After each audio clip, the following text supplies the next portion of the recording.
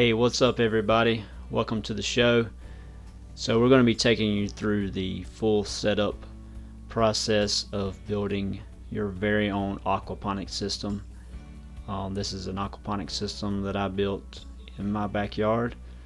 The first thing we had to do, we had to find a location that would work well for the aquaponics system, and so we chose that spot there in the corner of the yard.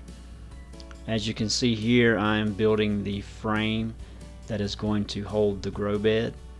It's basically built with 4x4 posts sitting on some concrete blocks. On top of the 4x4 posts, we have some 2x6s running across. Then we put 2x4s running the full length of the support structure, and those are all nailed in place. The 2x4s are about 6 inches apart. You want to make sure that through the whole process that everything remains perfectly level. This comes into play later on once you begin putting water into your grow bed. You want to make sure that your water levels remain consistent at all times. This will help maintain the growth of your plants. Make sure that all the plants are getting the full water that they need. But with that being said, let's jump straight into the build.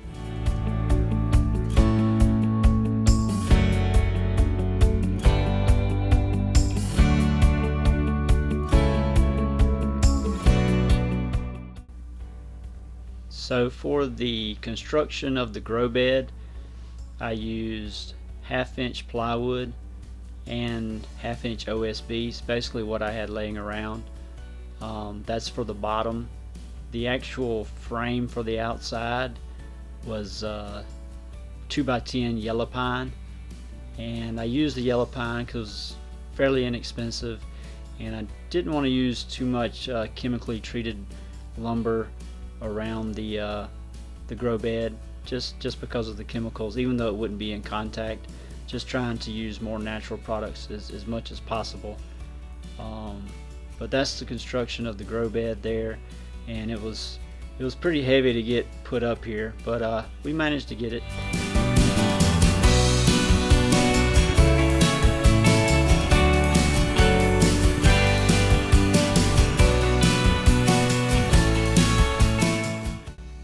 Okay, so I drilled the hole for the drain pipe here. This is basically where my standpipe's going to go, and I'll later put my drain in. But before you put in your pond liner, you need to make sure you blow all the dust and debris out of your media bed frame. Basically this is just a pond liner that I picked up from your local home improvement store. I think I got this one at Lowe's. I do recommend getting one that fits your bed, whatever your specifications are.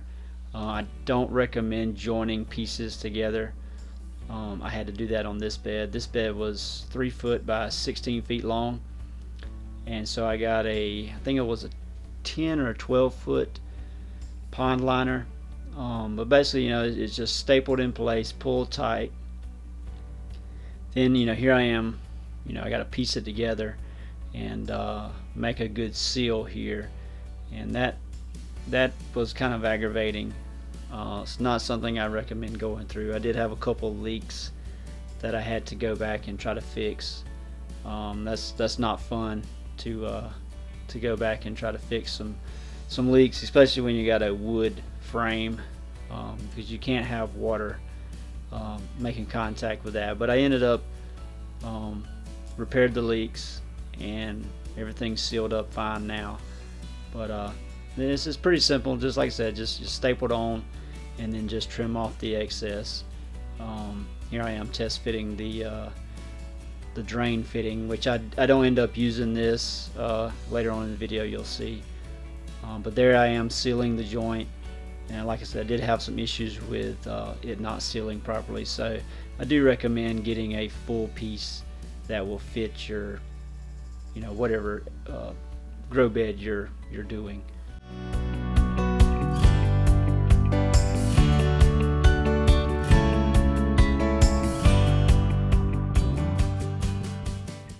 Okay, so I did a water test to see if there was any leaks around my bulkhead, and I noticed the bulkheads that I ordered off of Amazon, the nuts a little loose, doesn't really tighten on the thread very well, so no matter how hard I tightened it, it seemed to back off.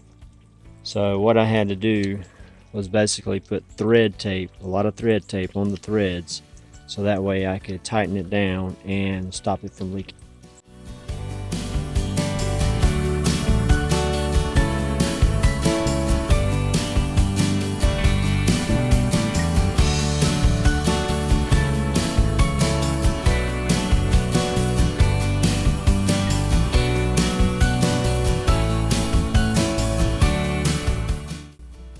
Okay, so here I am. I'm about to build the structure that's going to hold the fish tank.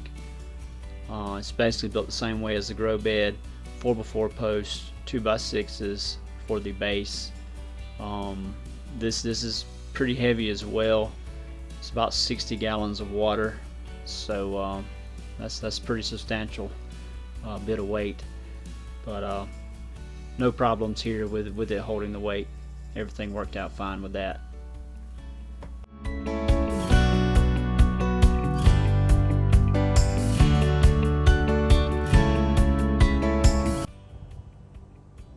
So I ended up having to build a platform to raise my fish tank to get to the proper height so it can empty into my solid separator and then into the grow beds. So after running a couple tests on my drain rate, getting the water out of my grow bed through my siphon, I'm going to be upping the size of the drain from 3/4 to 1.25 inches, and I'm moving away from the bulkheads that I used, that I ordered off Amazon. It just didn't work, didn't tighten up. So basically went and bought these PVC pieces with a rubber gasket. Going to be using this instead. Put this down through the hole, this from underneath on the bottom. There's slip on each end, so I can insert my PVC pipe. So we're gonna drill this hole. This is 1.1 inches, which is just a hair bigger than the threads, because you don't have a lot of room here to tighten down on this edge right here. So we're gonna make this hole pretty much about the same size as the threads, just enough to get them through. So when we tighten everything down, this gasket should tighten up pretty good and be pretty watertight. So we're gonna give this a go and see how this works out. Okay, so here I am putting my solid separator together, basically drilling holes in the bottom of a bucket. I'm gonna put the two buckets together. I do recommend running some silicone where the two buckets join together, or it will leak if you don't. That's something that I learned the hard way on that.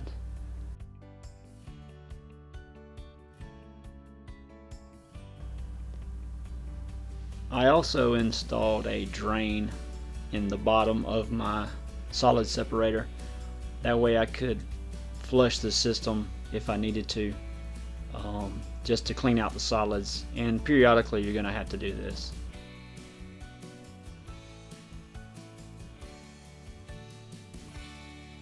Alright, so let me show you how the solid separator is going to work.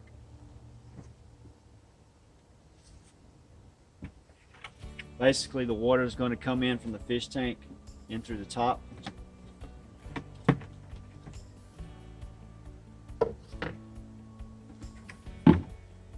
In the bottom, we cut all the little holes in there. The solids should settle out to the bottom. We've installed a drain line so we can clean it out periodically, get all the solids out, put them in the other gardens. The outlet for the water, so basically the water is going to fill up to this level, and then it's going to flow out of this tube to here and back into the grow beds.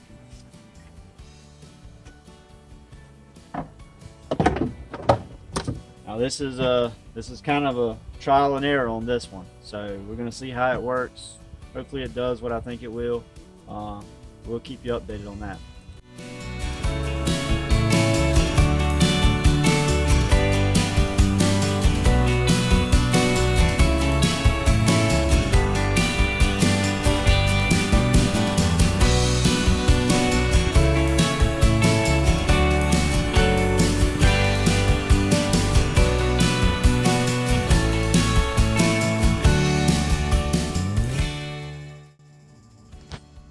Alright, let me show you what I just did on the fish tank.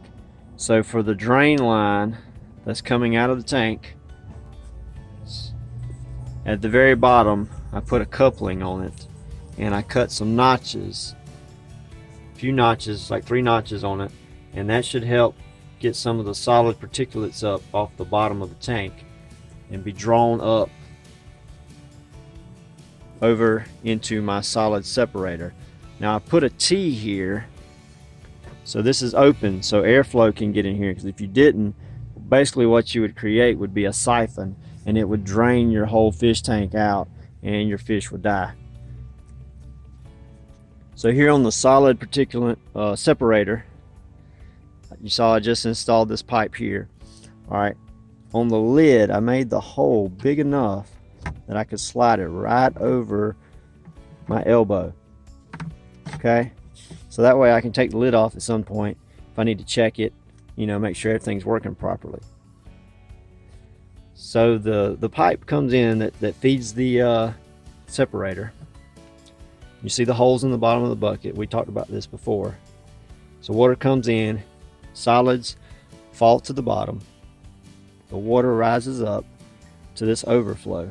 Once it reaches this point, it'll flow over down into this valve here, which I'm fixing to put this pipe on, which will extend out over and dump into the bed.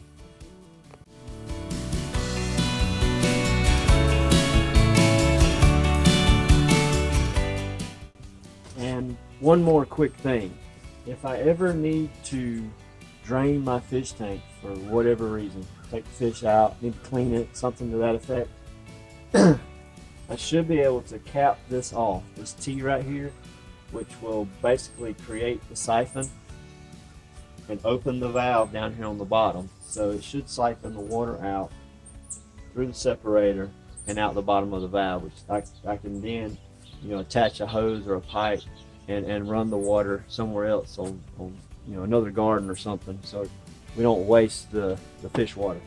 So just a side note on that.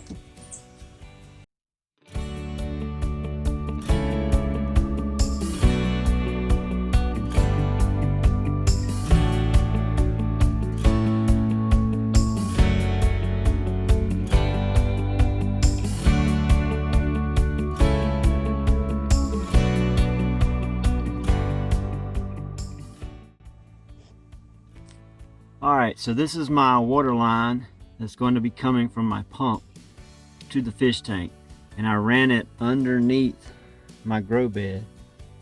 Just tacked it up on there. It's hanging off some nails. That'll run all the way down there to my sump tank where my pump is, and be pumped up, back up to the corner. And I'll put that's a 45-degree elbow. So I'll put a piece of pipe on there and run that over to the fish tank. As you can see, there's my pipe running under my grow bed. I've brought it around underneath the fish tank. Extended that up top, fixing to show you what we're doing up there.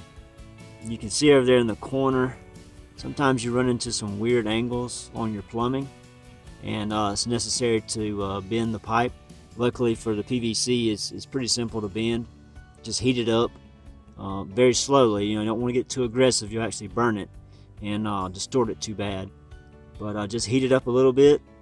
You can use, if you've got a heat gun, that works the best. But if you don't, you can actually take it, if it's a small enough piece of pipe, you can actually take it inside over your stove. You know, about a foot over the element, heat it up very, very slowly, and bend it that way. Okay, so this is the return where the water will be brought back to the fish tank from the pump. Um, Something you need to keep in mind when trying to figure out what size pump you're going to need. It's not just how many gallons of water you have. It does come into play the elevation of how high the water needs to be pumped from your sump tank up to wherever you're sending it, in my case back to the fish tank. The elevation difference was about 4 feet, I believe, in my case. So I went with a pump that does, I think, about 800 gallons an hour, and it works out just fine.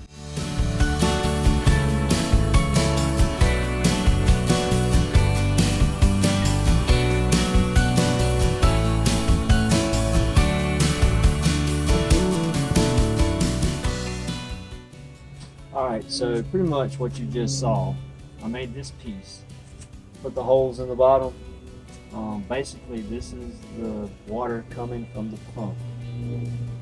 The holes will spray into the fish tank, basically aerating the water, keeping all that stirred up, giving the fish oxygen. That's the whole point of that. I mean, you could just dump an elbow and just dump the water back into the tank, but this will aerate and keep the fish alive. Something that I noticed when I filled up my tanks was that the sides were bulging out. They're really not designed to hold that much weight. So what I had to do was basically I installed a piece of threaded rod through the tank with a 2x4 on each side, with a washer and nut. As you can see here in the picture, this is the finished product. And I did this on all of my tanks that will be holding water, because I just think that they would probably collapse over time if I didn't do this. I decided to go with this red rock. Basically, I believe it's probably like a crushed brick. I did check the pH on it, before I bought it, and it's perfectly fine there because it's pretty much just clay. I would recommend getting probably some 1/2 inch screen and screening out the smaller particles and make sure you rinse it all off before you put it in there. I did not rinse it off well enough, I believe, before I put it in, so I'm having to kind of backwash the system a few times to get small particles out so it's not flowing through my pump. But so far this has been a pretty good media. It's fairly good size. Like I said, if you screen out some of the smaller pieces, you end up with a nice particle. a nice media to use in the grow bed. So I've opted to try a different type siphon. I tried the Bell siphon and it worked pretty well. Didn't have 100% success every time with it, so I want to try something a little different. Basically what I've got here is pretty much like a U siphon.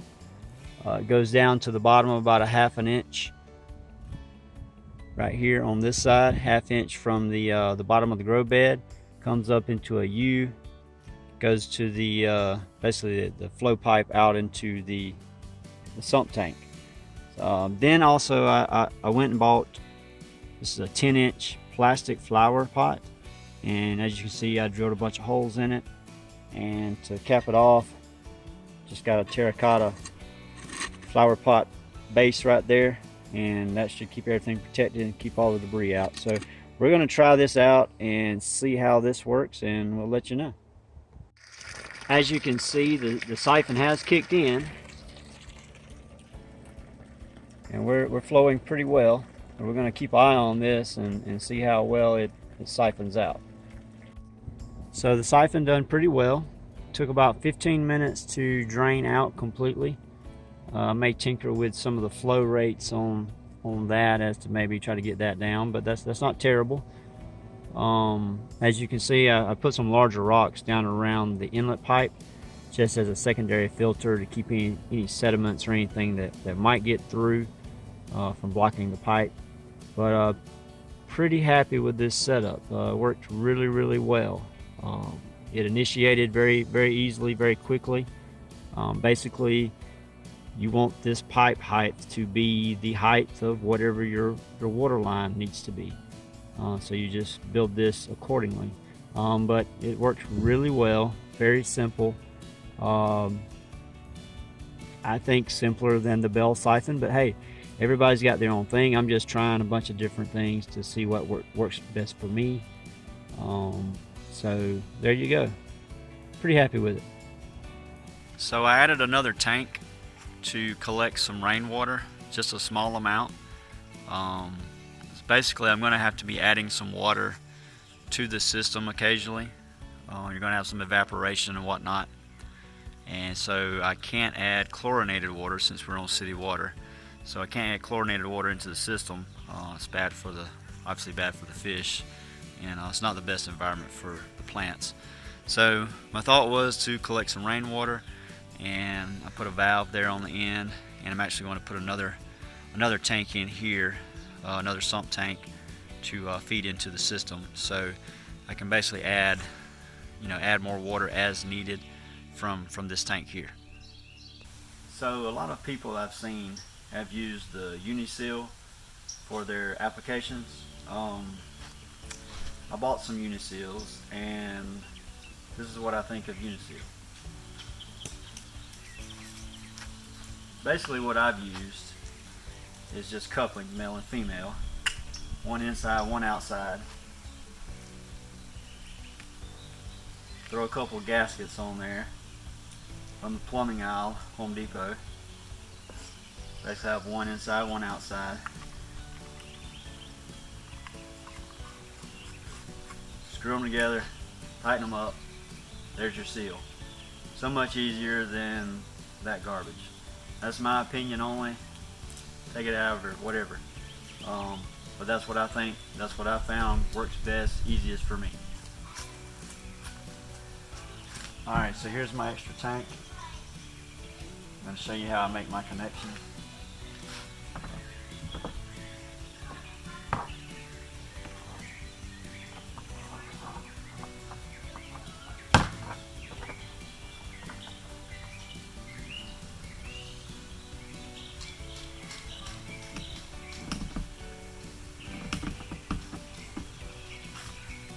Tighten down. Good to go. Alright guys, so here's the system. It's completely operational. Everything's put together. I'm going to kind of walk you through everything one more time. So over here we have our water collection for our rainwater, which I have a valve that I can dump into my tank here. These three tanks are actually connected together. So basically I started out with the first two tanks and realized I didn't quite have enough water capacity to run the system because my pump does have a ball cut off just in case it runs out of water. So basically I was starving the system. I was about 20 gallons shy of having enough water to completely cycle the whole system. So I added another tank. These are, obviously just storage containers. But you could use a tank, whatever you choose. These were fairly cheap, fairly inexpensive, so that's what I went with. A lot of people use the IBC totes. If you choose to go that route, I was trying to do a less expensive route just to show you what's capable, what could be done. So there's my tanks. Here's the grow bed. Finished off everything. Did a little board and batting around the outside. Pressure treated stuff just kind of dress it up and to protect the pine framing that was underneath. Even though it was a yellow pine, it still would rot and deteriorate over time. So there's a grow bed. 3 foot by 16 feet is the area. We got the red rock in there. Here's the siphon that we ended up going with. Like I said, fairly simple. Works really great. Haven't had any issues with that. Drains into the tanks. There's my filter. Everything's working really well. There's where the fish, I don't have the fish in there just yet. Running the system for a couple weeks, probably 4 to 6 weeks, just to try to get the water stabilized and everything. Ended up putting some of this screen here. This is basically just screen material for gutters. It's pretty rigid. It's got like a plastic coating on it. So I just put that up there to basically just keep any leaves or debris from falling down in there. I did have a problem with material falling into my tank, so I put that up there to help protect that. Did put an elbow on top of my vent there for the same reason, just to keep debris from falling down in there. Everything is working really well. Like I said, it cycles, the siphon works, shuts it off. I got plenty of water capacity now, so that's about 150 gallons total there, not counting what's in the rainwater collection there. But that's the whole system right there. As you can see, I did put a coat of black spray paint on all the PVC just to neaten it up, make it look a little better. That way you didn't see all the white PVC standing out. I think the black's pretty clean looking, kind of goes with everything else in the system. So there it is, there's the whole thing, start to finish. Let me know what you think.